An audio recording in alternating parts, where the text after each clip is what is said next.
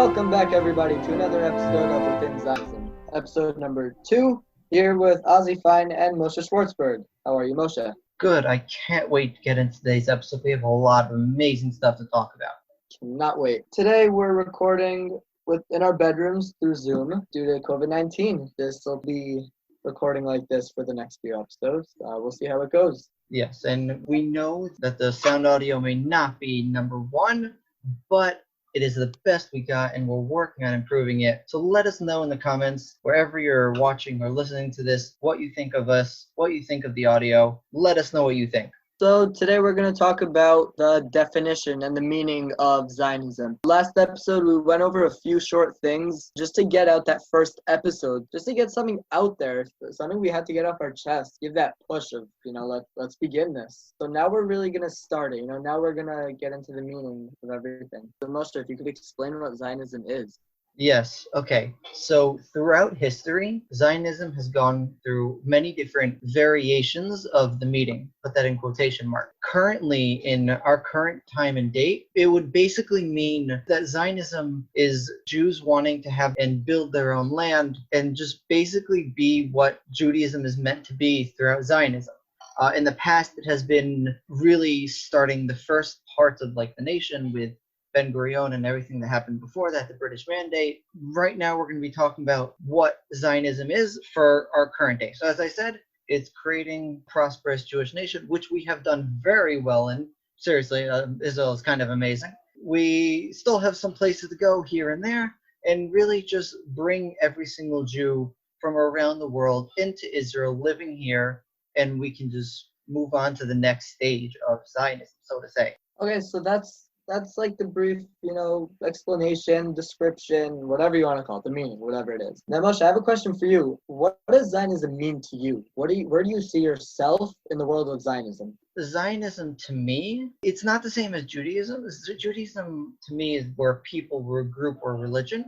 But Zionism, that's more, I feel like it's kind of a mindset that people have that moves them forward to fight in the army for their land, live in different places that maybe other people wouldn't, because, come on, a lot's amazing, but next year I'm hopefully going to be going to a mechina that's kind of in the middle of nowhere. It's like between Beersheba and middle of nowhere.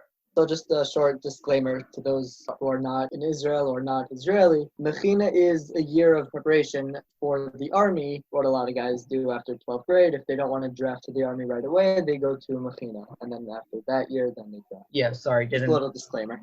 Yeah, didn't think of our international community, which right. Shout out to you out of Israel. For those, if I was just a normal citizen in, I don't know, America, let's say, I probably wouldn't want to go to a school. Right, so that was what I was going to ask you next. I actually just thought of this question. We didn't actually plan this. How would you compare Zionism to, being patriotic in America? So I think it's different.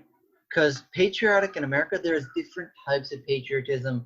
There's people who are willing to go to the army. There are people who are willing to do this, do that. It's not the same type of Zionism where people are literally living in a little more dangerous areas than others. Just to keep our land. Yeah, their way of defending is just living and saying, I'm not living here. I'm going to live here because it's my land and I can and I will. Exactly. In a later episode, we're probably going to talk about different crazy stories that soldiers tell of different things that they've done, but we'll get to that at a different time. The sacrifice that many Israelis go through when they just live in this country in different areas or whatever, it's next level that I don't think normal American patriotism has. So Zionism to me is, I feel very close to it because my ancestors, first I'm Jewish, right? So Zionism and Judaism are two different things, yes. At the end of the day, what is Zionism? Jews are supposed to live in Israel, right? So me as a Jew and hearing the whole history of what the Jews went through, everything behind it, whether it's the Holocaust or even farther back, leaving Egypt or farther back, anything that happened in Jewish history, it all leads up to the Jews getting into Israel. And I feel connected to that. My parents, my grandparents, my great-grandparents, everyone in my family, all their lives it was just leading up to making Aliyah, living in Israel, or leaving Egypt and entering Israel, or after the Holocaust and going into Israel. All that, Jews and me being Jewish, it's a connection that I have to the country that goes so far back that I feel so part of, even though it goes so far back. So, do you have a story that will connect to Zionism, like your own personal story? Do you have something like that? So my story, like, it's not exactly personal in a way of explaining exactly what Zionism is to me, but I think a cool story that I have goes back to right before I made Aliyah. When my mom told me that we were making Aliyah, I must have been 6 years old, I guess, when she first told me. My first reaction was that I was actually scared to go to the army. So my mom asked, why are you scared to go to the army? I said I was scared to die there. Like, as a 6-year-old me, scared to go to the army. That's how it is, 6 years old. But now, 12 years later, I literally cannot wait to draft to the army and fight for our country. The fact that in 11 years of living here, 12 years since then, I built such a strong connection with the land and the country and the nation and everything I said before, all that connection. Finally was able to grow up and realize all of it. And it's just something inside that I can't even explain. Hopefully over the podcast I'll be able to explain it better, but that connection that just built up it's such a strong connection, and I can't explain it. That's what Zionism is. Yeah, I understand. I mean, you asked me, so I'm gonna ask you back. Do you have any personal story? Yeah, so my story is a bit of like a bit one of like I first originally didn't understand even what Zionism was. This is like years back. I remember one Friday night I turned to my parents and I'm like, okay, so I feel kind of worried because like I'm not that like patriotic towards my country. I'm just like another citizen here, and I was worried that I wasn't patriotic enough. My parents turned to me and they're like, Zionism is basically Israeli patriotism, and like something inside was just kind of like, I guess I am kind of patriotic. And I remember the feeling of just being like, oh, that makes me feel so much better that I'm not just like Really? another like citizen in a country. Yeah, that's a cool thing about Zionism. Everyone is connected. Chiloni, religious, ultra Orthodox, any kind of religion that believes in Jews living in Israel and having a state, they're Zionists. That's what Zionism is, and it brings so many different cultures or different kinds of people together. Pretty cool thing. The feeling of family in Israel can be quite amazing. Oh yeah. It's Anywhere you go. yeah, it's not It's something that you go to the beach. You go to the beach, you forget your beer opener. You go to anybody around you, you got a bottle opener they give you. They'll give you an extra beer if you want. yeah, That's what it is living in Israel. yeah. I was driving the other day and I was taking a driving lesson and I was approaching a crosswalk and this cat starts crossing the road in front of me. And my driving instructor next to me goes, only in Israel. And Yeah. it's true. All these things, you go to America, you live your personal life, you live your work life, your family, whatever it is around you. And that's it, you go home, you go to sleep, you wake up, you have the same routine the next day. In Israel, I feel like every day there's something new. I feel like every day you could find something that you'll be able to say only in Israel.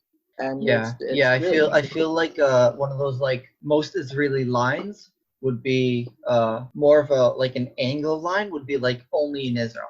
Because come on. oh yeah. Yeah. People come from whatever country they're from, then they realize all these amazing things about the country, whether it's the family feeling or just anything, or a cat crossing the road. And, you just end up saying it to yourself or to anyone around you, only in Israel. And it's just like where did that even come from? Like all these things, it shows that when Jews are here, life is good.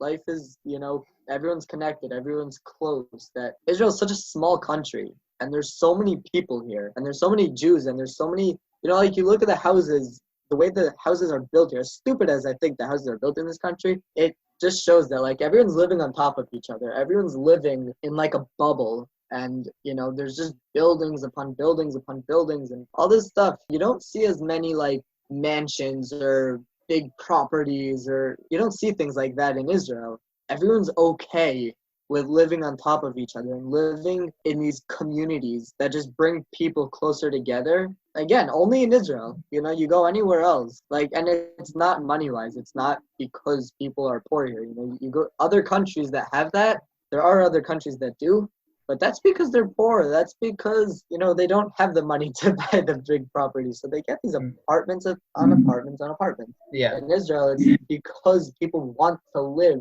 so close. You say we're a small country, but to some of the stats that I've seen in recent months or whatever say that we're one of the strongest we're one of the strongest countries in the Middle East.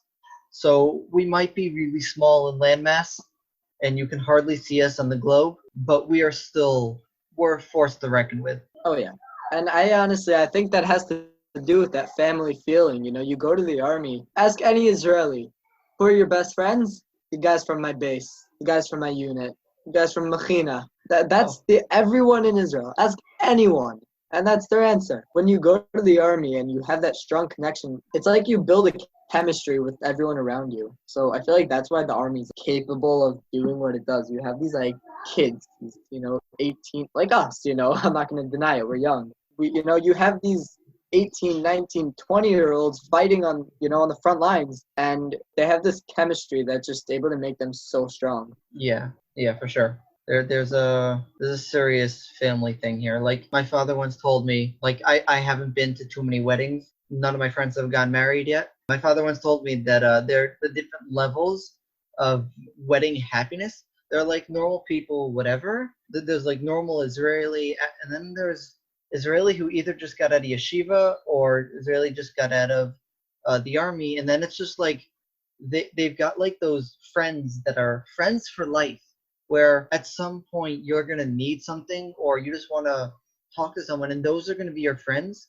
So the happiness that are in those types of weddings is just insane when you've got your army friends. That's that connection that you build, and it shows so far into life. You grow up with them, and you just stay close no matter where you end up living. Israel's small enough to your army friend could live on the bottom of the country, you could live on the top, and you'll stay close and you'll still meet up for your matzno.